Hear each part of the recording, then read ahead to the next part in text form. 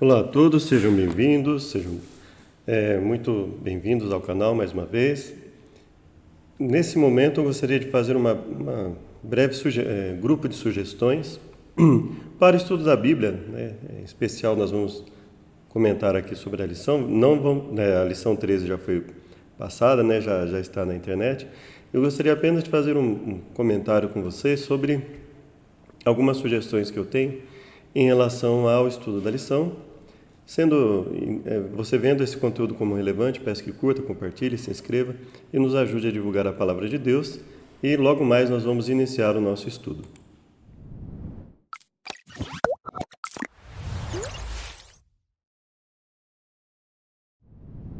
Voltando então para nossa tela, gostaria de te convidar para uma oração. Nós vamos fazer algumas breves reflexões aqui hoje. Espero que venha nos auxiliar. Obrigado, Deus, por mais uma chance que temos de aprender a Tua mensagem. Esteja conosco, nos auxiliando, nos fortalecendo em todas as coisas que fizemos. Perdoe-nos por nossas falhas e pecados, nós imploramos em nome de Jesus. Amém. O primeiro ponto que eu gostaria de comentar com vocês, nós vamos usar como base a lição de escola sabatina. Vamos dar um exemplo aqui. A lição diz o seguinte: permaneça o amor fraternal.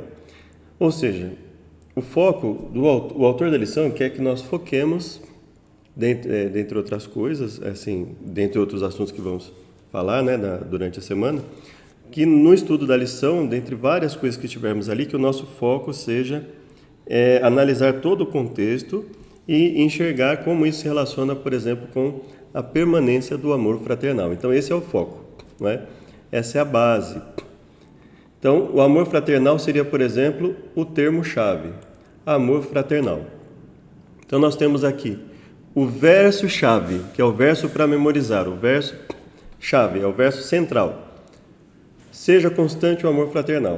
O que significa que o verso vai ser o verso central? Significa o seguinte: nós vamos aqui em Hebreus 13. Eu vou começar a me adaptar já a nova Almeida atualizada, porque vai ser a versão da lição do Gênesis, né? Se eu não estiver enganado. Essa é a versão principal a ser usada pela nova lição, que é do Jacques Ducan. Ela vai ser a nova Almeida atualizada. Já coloquei ela aqui ao lado, tudo bem? E ao lado dela nós temos uma outra versão desse mesmo padrão, que é a nova versão internacional. E nós vamos ver o seguinte, eu vou só ampliar um pouco acredito que assim vocês consigam ver melhor o texto, né? Espero que tenha ficado bom aí para o entendimento. Olha, diminuindo aqui você vê a nova Almeida atualizada, a nova versão internacional, tudo bem? Vou só aumentar aqui para ficar mais fácil. Então, esse é o verso-chave, olha, seja constante o amor fraternal, esse é o foco. O que nós podemos fazer logo ao sábado, logo no dia de sábado? Você tem aqui a lição no sábado e você tem aqui, ó, seja constante o amor fraternal. Você tem leituras da semana. O autor está nos sugerindo que o mais indicado seria ler todo o capítulo 13 de Hebreus, ler o capítulo 12, verso 3, ou melhor ainda, ler o capítulo 12 de Hebreus tendo como foco o verso 13, por exemplo. Ler o capítulo 13 de Hebreus, tendo como foco o verso 1. Ler o capítulo 5 de Efésios, tendo como foco os versos 3 a 5. Ler o capítulo 5 de 1 Pedro, tendo como foco os versos 1 a 4. E a mesma coisa em Hebreus 2, tendo como foco o verso 9, Hebreus 4, Gálatas 2, tendo como foco o verso 20. E aí você pode pensar o seguinte, mas... certo, o foco é esse verso, mas e até onde eu estudo? Tudo vai depender da dificuldade do texto. Quanto mais difícil for entender o texto, maior vai ser necessário, maior vai ser o nosso contexto imediato, pelo menos. O que é o contexto, assim, pelo menos que eu entendo, né? Contexto imediato. Qual o contexto imediato de Hebreus 13? Seria, por exemplo, o capítulo 12, o capítulo 13 como um todo, que é o contexto imediato do capítulo 13, verso 1 de Hebreus, por exemplo, né? Bom, e se tiver algum... Gálatas 2:20, você olhar só Gálatas 2:20, você não vai perceber muita coisa, mas se você olhar o capítulo 2, e principalmente se você olhar os versos em volta do capítulo do verso 20 do livro de Gálatas, você vai perceber, pelo menos eu percebi, não sei se você vai ter a mesma visão, mas não a mesma visão no sentido se você vai ter o mesmo pensamento, se você vai entender da mesma forma que eu. Mas, por exemplo, eu percebi que os versos que estão ao redor do capítulo 20 de Gálatas 2, eles são difíceis, né? Difíceis de ser compreendidos, né? Se você olhar aqui, aqui ele está falando a questão dele em Jerusalém, né? Mas só quando você olha aqui, por exemplo, quando ele fala assim, porque se torna a edificar aquilo que destruí, constituo-me a mim mesmo transgressor. Porque eu, pela lei, estou morto para a lei, para viver para Deus. E aí vem o verso, que é aqui, o verso-chave. Já estou crucificado com Cristo, vivo eu, e vivo não mais eu, mas Cristo vive em mim. E a vida que agora vivo na carne, viva pela fé do Filho de Deus, o qual me amou, se entregou a mim mesmo por mim. Não aniquilo a graça de Deus, porque se a justiça provém da lei, segue-se que Cristo morreu em vão, morreu debalde. Então, perceba que não é uma situação muito fácil de se entender. Qual vai ser o contexto? Pode ser que você precise, por exemplo, ler Gálatas 3, que é a continuação do que ele está falando, né? Em que ele fala, né? Receber esse Espírito pelas obras da lei, pela pregação da fé. Abraão creu em Deus, isso lhe foi imputado por justiça. É evidente que pela lei ninguém será justificado. Eu estou passando assim por alto, irmãos, porque a intenção é mais comentar sobre essas sugestões, né? Veja que é difícil, né? Mas que digo, que tendo a aliança anteriormente confiada em Cristo, por Deus em Cristo, a lei que veio 430 anos depois não é invalida. Por exemplo, eu tenho um vídeo sobre Gálatas na internet, caso os irmãos queiram dar uma olhada, né? Para ter uma posição a respeito de como é. E assim, é um pouco complicado, não é? É um texto de Paulo que é um texto difícil, né? Um texto que tem bastante coisa ali que, se a gente não prestar atenção, de repente a gente pode se veredar por um caminho aí, talvez até mesmo sem querer, um caminho que possa sugerir uma libertinagem ou nos levar a uma fragilidade na consideração da Bíblia. Então, nós temos que ter uma certa cautela com relação a isso. Só pedir licença, eu vou colocar meu óculos, que a vista já está um pouco cansada. Então, perceba que se você... E aí você fala assim, nossa, mas vai ficar longo o meu estudo da lição se eu fizer isso. Basicamente, eu calculo, assim, por exemplo, o meu último vídeo sobre a lição, é claro que tem hora que a gente tem que dar uma acelerada, né? Mas ele chegou à base de 1 hora, mais ou menos, né? Se você for olhar ali, 7 vezes 8, 56. Se você estudar 56, se você estudar cada dia da lição na base de 8 minutos por dia, você vai estudar durante a semana inteira 56 minutos. Ou seja, eu transmiti ali com essa média, né? Não foi assim separado dia a dia, né? O tempo exato, mas na média deu ali o equivalente a 8 minutos, 9 minutos por dia. É essa a média que geralmente dá. Às vezes, se a gente fizer um vídeo mais longo que isso, às vezes talvez não fique tão acessível, talvez a pessoa prefira que faça em 2 vezes, né? Faça um vídeo mais sucinto sobre a lição. Eu vejo que um vídeo por exemplo, na faixa de 45 minutos a 1 hora é a base, né? Menos que isso fica complicado você transmitir todo o conteúdo da lição ali, né? E mesmo de forma resumida. Então, eu tenho mais ou menos essa base. Só que o que você faz na sua casa? Se você olhar, se você gastar 15 minutos por dia, olha só, 30, 60, 90, 105, né? 1 hora e 45 minutos durante a semana inteira. Se você gastar 15 minutos por dia, você consegue dedicar aí ao final de uma semana 1 hora e 45 minutos de leitura da lição. Se você dedicar 20 minutos por dia, você vai ter ali 140 minutos dedicados à leitura. Não estou falando de assistir vídeos, nada. Estou falando de leitura mesmo, né? Se você dedicar 20 minutos ali, você vai dedicar 140 minutos na semana para a lição. Dá 2 horas e 20 minutos. Dá para ler tranquilamente esses textos. Nem todos os textos têm o mesmo nível de dificuldade, Então, assim, não vai ser todo o texto que, de repente, você vai precisar ler um capítulo antes, um capítulo depois, né? Tem alguns textos, por outro lado, que você vai ter que ler, vai ter que estudar, e talvez você não tenha, não consiga ali fechar, né, na sua mente, assim como muitas vezes, quando eu estou lendo, às vezes eu não consigo, eu deixo aquele texto separado ali, estudo ele com calma, né? E aí vou estudando, quando de repente percebo que consigo adequar ao tempo e transmitir aquele texto de alguma forma, procuro fazer vídeos específicos sobre um assunto. Então, você vai ver, de acordo com a dificuldade que você perceber do texto, por exemplo, Gálatas 2:20, se você ler só o verso 20, você não vai perceber a dificuldade que existe por trás daquilo tudo, né? No contexto do seja constante o amor fraternal, né, tendo todos esses outros capítulos aqui para estudar, é claro que você vai ter um enriquecimento muito grande, mesmo que você estude só esse verso. Mas eu te aconselho desde já, é muito prejudicial o estudo de versos isolados. Então, eu evito ao máximo, eu procuro colocar pelo menos 2, 3 versos ali, e geralmente tento fazer uma associação entre aquele capítulo, aquele verso e o outro verso, assim, uma associação objetiva, direta, textual, né?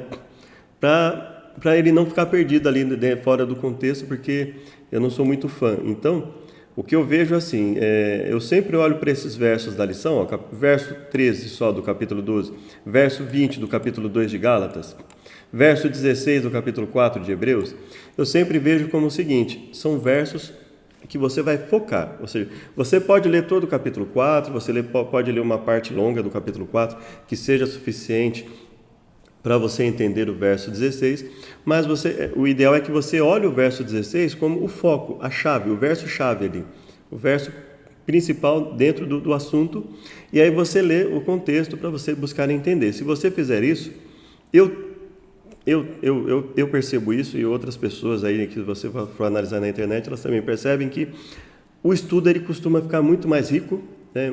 Você compreende muito mais a Bíblia, e aí você vai ter toda uma semana, né? Você vai ler para a lição de sábado, você vai ter o sábado inteiro para meditar sobre aquilo, para refletir. Claro que você vai ler outras coisas, pode ler outras coisas também, né? Mas aquilo vai ficar ali, vai começar a se assentar, né? E se estruturar na sua mente. E durante a semana, você lê o sábado, depois você lê o domingo, segunda, você vai começar a fazer associações, principalmente porque você vai voltar em textos muitas vezes, você vai buscar entender aquele texto dentro do seu contexto. Eu li alguma coisa ali depois que me levou a uma dúvida sobre o que eu tinha lido no sábado, e no domingo eu fiquei meio... e eu vou ler de novo. Então, quando você chegar ao final da semana com esse percurso, você vai ver que a lição vai estar na sua mente de uma forma muito rica. Não significa que você precise decorar, não. Você pode estar com a lição ali na sua mão, ou no seu celular, no seu computador, mas quando você for ler, já passei por aqui, né? Já li. Se você for ler de novo, você já tem uma compreensão sobre aquilo.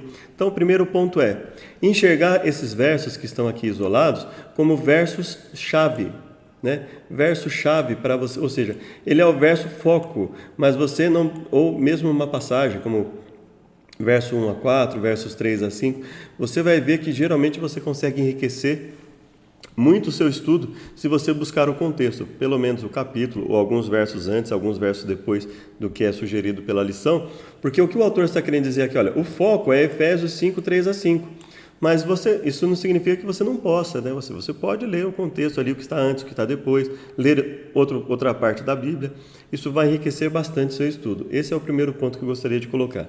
O segundo ponto que eu gostaria de colocar é o seguinte, quando nós estudamos a lição, quando nós estudamos qualquer outro livro extra-bíblico, como por exemplo, quando nós estudamos os livros de Ellen White, nós temos que entender o seguinte, o comentário da lição está sujeito à Bíblia, o que Ellen White escreveu também está sujeito à Bíblia. Então, às vezes eu fico um tanto pensativo, porque às vezes quando a gente vai estudar a lição, isso pode acontecer com todos nós, comigo, com você, principalmente quando nós estamos numa semana muito corrida, né?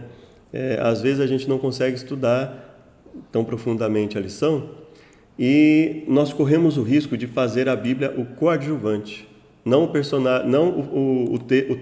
texto principal da lição. Às vezes a gente usa só a Bíblia como coadjuvante, um auxiliar ali, que eu vou ler um verso isolado aqui, outro ali, e às vezes a gente superestima, O que significa? A gente dá o valor acima do que é o real ao comentário da lição. O comentário da lição ele vem nos ajudar a entender a Bíblia, correto? Ele vem nos ajudar a entender o que está escrito. Só que, como é que nós podemos entender o que está escrito e comparar o que o autor escreveu com o que está na Bíblia? Estudando a Bíblia. Não vou dizer nem lendo, irmãos, porque existem textos, Hebreus é um texto difícil, pelo menos para mim. É um texto, o livro de Hebreus é um livro difícil de ser entendido, pelo menos para mim. É um livro assim que não dá para, eu não consigo, por exemplo, sentar aqui e falar assim, hoje eu vou dar uma lida aqui no livro de Hebreus, uma horinha eu leio todo os 13 capítulos, né, de Hebreus e não consigo, irmãos, assim, é difícil, né. É um livro que para eu conseguir entender, pelo menos para mim, né, para eu conseguir ter uma noção mais adequada desse livro, olha aqui, ó, Nova Almeida, Nova Versão Internacional. Para a gente ter uma noção, de repente, mais profunda, nós vamos precisar, fatalmente, ali de refletir, né? Comparar as lições, por exemplo, se você for olhar algumas lições, elas se complementam, né? Você olha para uma, olha para outra, né? E aí você vai começar a perceber isso. Então, assim, a Bíblia não pode ser o livro acessório do estudo da lição. A Bíblia deve ser o livro principal do estudo da lição. Então, você vai estudar a lição, pegue a Bíblia como livro principal. E o comentário da lição é acessório, é aquilo que vai te ajudar a entender o texto, mas para entender o texto, você precisa ler o texto dentro do seu contexto e buscar entender da melhor forma possível, da forma mais objetiva possível, o que está escrito ali, o que está no texto bíblico. E aí, tendo isso em mente, quando você lê, por exemplo, o comentário bíblico adventista ou um outro comentário, né, algum vídeo, algum texto, o próprio comentário da lição, aí você vai ali comparar com o que você leu na Bíblia, com o que você estudou na Bíblia e ver se casou, se não casou, se você precisa estudar um pouco mais, né, qual é a sua posição em relação ao que o autor disse, e isso vai enriquecer bastante o seu estudo, mas principalmente isso vai colocar a Bíblia no seu devido lugar. A Bíblia é o livro principal no estudo da lição, a Bíblia é o livro principal quando nós vamos estudar os livros de Ellen White, os comentários de Ellen White, ou seja, a lição está sujeita à Bíblia, Ellen White está sujeita à Bíblia. Então, toda vez que a gente vai estudar, quando tivermos isso em mente, não, olha, o texto bíblico é o principal. Todos os outros são acessórios, são ferramentas que vão nos ajudar a compreender melhor a Bíblia, desde que nós estudemos o que está escrito no texto. Do contrário, você não vai conseguir analisar, você não vai conseguir refletir sobre o que o autor disse. Por quê? Porque você não vai ter olhado na Bíblia o que está escrito, né? E aí nós vamos dar um exemplo, por exemplo, nós vamos dar um exemplo aqui na lição de domingo, né? Olha, ele fala, Hebreus 13, 1 e 2, Romanos, Timóteo, Pedro. Qual foi o papel da hospitalidade na igreja primitiva? Se você olhar a maioria desses textos, eles não vão dar muitos detalhes, não vão dar tantos detalhes, né? Você vai a 1 Pedro 4,9, por exemplo, né? Você não vai ter tanto detalhe a respeito do que está escrito, né? Olha, 1 Pedro 4,9, não é isso? 1 Pedro 4,9. Então você olha lá, sendo hospitaleiros uns para com os outros sem murmurações. Então, qual foi o papel da hospitalidade na igreja primitiva? Se você olhar apenas o verso 9 ou apenas os outros versos, você não vai ter tanta noção de qual era o papel da hospitalidade. Agora, se você buscar ler o contexto de 1 Pedro 4, Tito 1:8, ou seja, o capítulo 1 de Tito e o que tiver próximo ali, capítulo 3 de Timóteo, talvez, se necessário, o capítulo 2, capítulo 4, o capítulo 12 de Hebreus, aí você vai começar a enxergar melhor. Cada um administre aos outros o dom como recebeu, como bons despenseiros da multiforme graça de Deus. Se alguém falar, fale segundo a palavra de Deus, administrar, segundo o poder de Deus, para que em tudo Deus seja glorificado. Então, qual o papel da hospitalidade na igreja primitiva? Você já começa a enxergar melhor. Olha, um dos papéis é enriquecimento espiritual, foco na palavra, né? Abrir mão do egoísmo, você começa a enxergar fatores objetivos dentro da Bíblia. Você não vai precisar dizer, eu acho que é isso, porque não sei, né? Porque na minha visão é isso, geralmente eu vejo assim, é assim que as pessoas agem, né? Mas, sobretudo, tende ardente amor uns para com os outros, porque o amor cobrirá a multidão de pecados, né? Já está próximo o fim de todas as coisas, sede sóbrios, vigiai em oração. Quando você vai olhando o contexto que está escrito, e aí você olha o contexto de um outro verso, como por exemplo, Tito 1,8, né? Vamos lá, Tito 1,8, né? Tito 1, verso 8. O que ele está dizendo lá? Mas dado hospitalidade, amigo do bem, moderado, justo, santo, temperante. Olha só. Tito 1,8. Quem?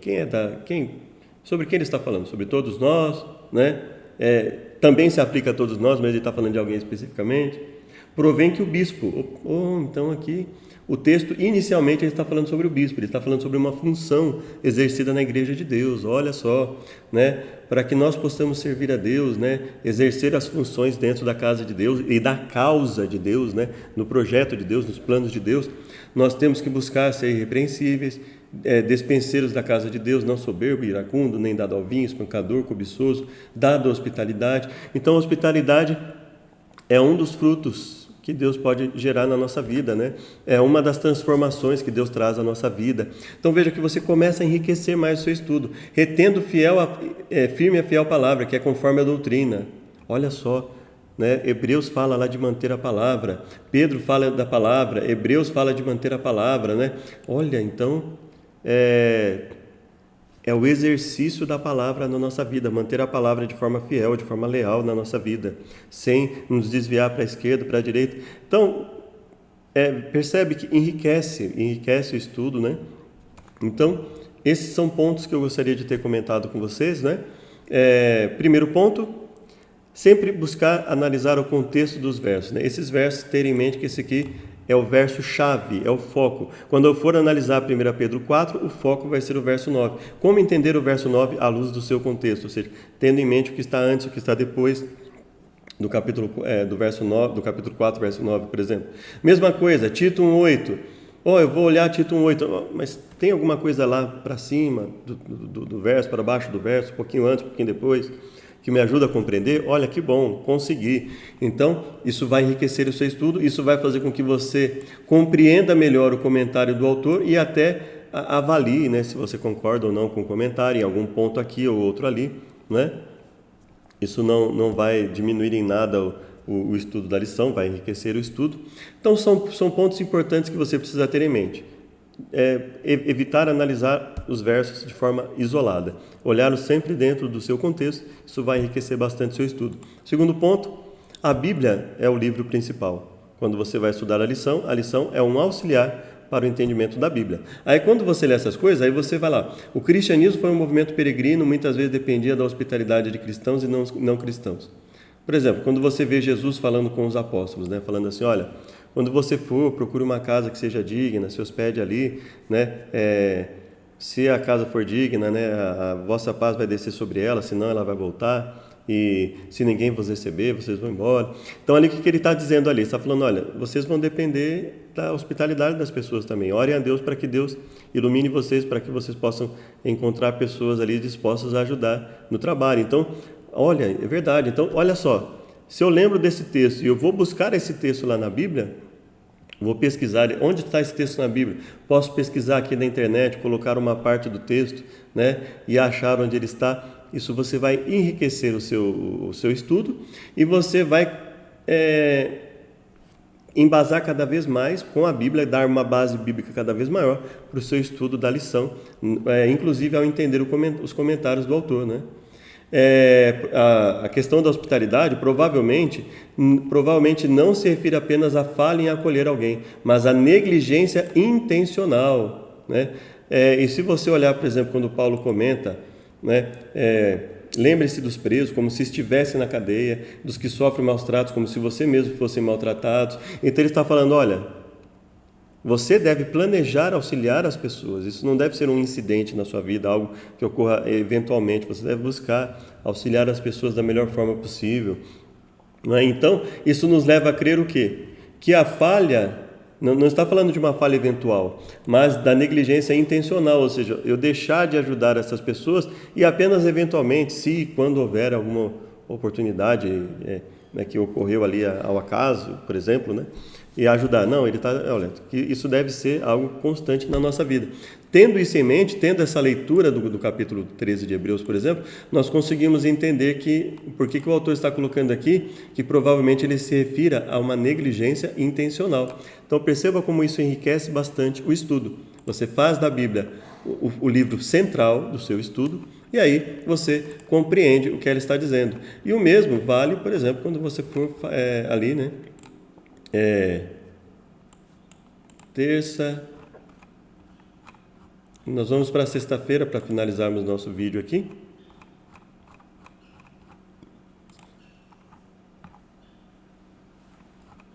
Quinta, sexta-feira. Por que eu estou indo para sexta? Porque sexta é o estudo adicional. Quando você... Então, assim, se você perceber, geralmente o estudo adicional, ele faz o fechamento com comentários de Ellen White. Então, o que se espera de nós, estudantes da lição da Escola Sabatina, né? O que eu penso que Deus espera de nós? Você leu de sábado até quinta, você leu 6 dias, você usou ali a Bíblia como sua base, estudou vários versos bíblicos, vários capítulos bíblicos, estudou os comentários da lição, enriquecendo o seu estudo. Nesse momento, você vai conseguir analisar biblicamente, tendo em mente todos os capítulos, os versos, as passagens que você leu, os comentários da lição, e aí você vem e lê, por exemplo, o comentário de Ellen White. No começo, depois da vinda do Espírito Santo, as pessoas eram amorosas, prestativas, abnegadas, voluntárias, em fazer qualquer sacrifício pelo amor à verdade. Aí, né, pouco a pouco houve uma mudança, os crentes começaram a olhar defeitos uns dos outros, concentrando-se nos erros, dando lugar a severas críticas. Aí você vai olhar lá uma série de conselhos. Aí você vai se lembrar, por exemplo, mas o livro de Hebreus ele faz advertências constantemente. Então nós não devemos confundir advertências com críticas. Jesus também fala que nós devemos repreender quando alguém vier a cometer um pecado. Vai, tu e ele, repreende, ou seja, da forma mais discreta, da forma mais paciente possível.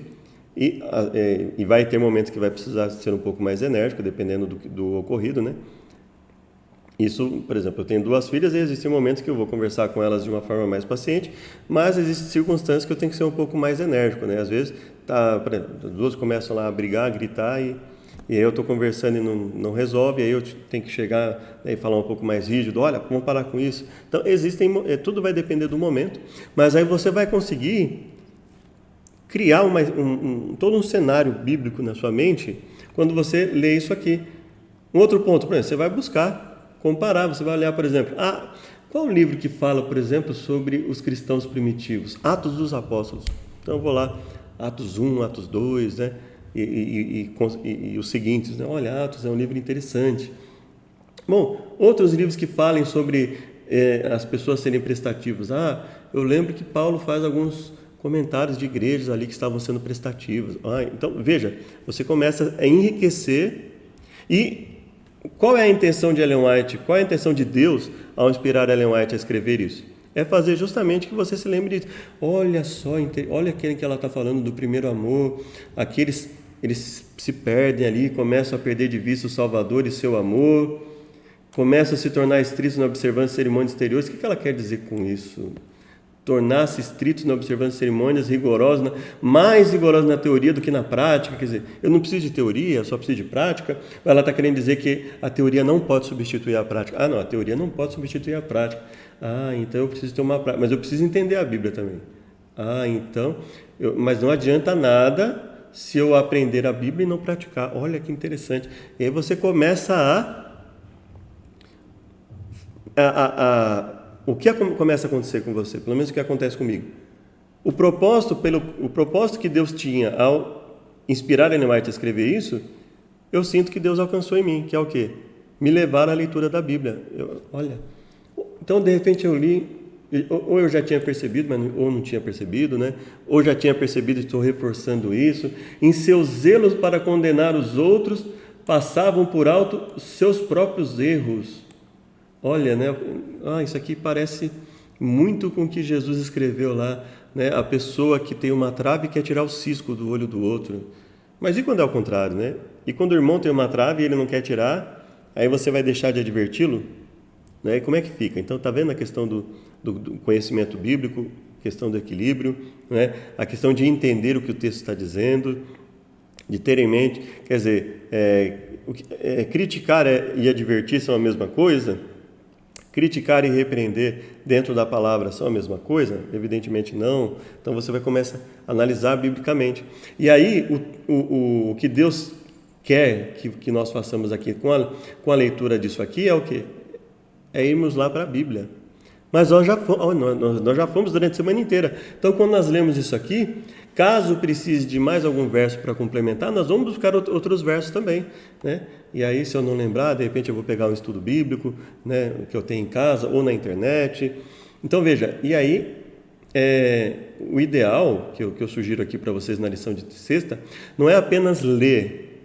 Aí você, e não só ler, por exemplo, Atos dos Apóstolos, página 547, 548. O que eu sugiro para você é uma sugestão, tá? Não é uma crítica, não é um constrangimento, é só uma sugestão, não é constrangimento, nada. O que eu sugiro para você, leia o capítulo, Atos dos Apóstolos. Que capítulo é esse? Página 547, 548. Em que capítulo isso está? Leia o capítulo, né? Analise o capítulo. Leia 1 João, capítulo 4 todinho, olha. O foco aqui é 1 João, capítulo 4, versos 7 a 11. Esse é o foco. Mas, bom, se eu estudar o capítulo 4, se eu estudar outros textos, eu vou entender muito mais essa passagem, esse intervalo de 1 João 4, de 7 a 11, né? 1 João 4, de 7 a 11. Então, eu vou lá, 1 João 4, de 7 a 11. Olha, tem o capítulo 5, tem o capítulo 3, que pode me auxiliar, né? Olha, amados, amemo-nos uns aos outros, porque o amor é de Deus. Qualquer que ama é nascido de Deus, conhece a Deus. Aquele que não ama não conhece a Deus, porque Deus é amor. Nisso se manifestou o amor de Deus para conosco. Deus enviou o seu Filho unigênito para que por ele vivamos. Nisto está o amor, não em que nós tenhamos amado a Deus, mas que ele nos amou a nós. Enviou o seu Filho para a propiciação pelos nossos pecados. Se Deus assim nos amou, também nós devemos amar uns aos outros. E aí, mas tudo bem, mas e em termos práticos, o que significa, né? Como que eu amo, como é que nos amamos uns aos outros? E aí, de repente, você vai olhar um pouquinho lá para cima, confessar que Jesus veio em carne. O que significa isso, né? Aí nós vamos lá, testificamos que o Pai enviou o seu Filho. Qualquer que confessar que Jesus é o Filho de Deus está nele. O que é confessar que Jesus é o Filho? É só dizer assim, Jesus é Filho de Deus? Ou é confessar com a nossa vida, com a nossa obediência, com a nossa gratidão, né? Cremos no amor que Ele tem. Então você começa a buscar ali, no amor não há temor, antes o perfeito amor lança fora o temor. Nós amamos que Ele nos amou primeiro. Então veja, se eu disser que amo meu irmão, amo a Deus e odiar meu irmão, eu sou mentiroso. Puxa, olha que forte. Então você começa a enriquecer, né? Ou seja, e se eu estou deixando de lado meus próprios erros, estou só focado no meu irmão, será que eu não estou ali incentivando o ódio, o desprezo, o menosprezo ao meu irmão? Será que eu não caio nessa questão também será que eu não estou mentindo para mim mesmo, né? Dizer que amo a Deus, menosprezo, odeio meu irmão, mas e aí? E o que eu faço, né? Ele está fazendo uma coisa errada, como é que eu faço? Eu já falei com ele, já levei testemunha, já falei para a igreja, seguir o trâmite que Cristo falou ali em Mateus 18, por exemplo, né? Então perceba que você vai enriquecendo o seu estudo, isso vai abrindo horizontes.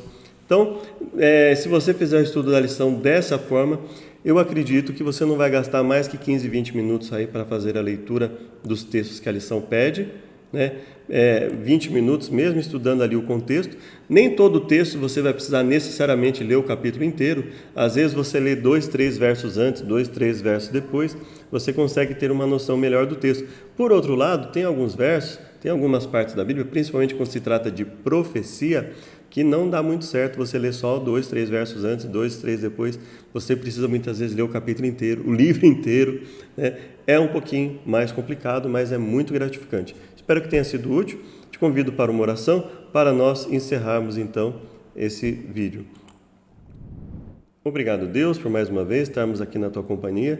Nos despeça para nossos afazeres, que tudo seja feito segundo a Tua vontade, para a Tua honra e glória e não a nossa.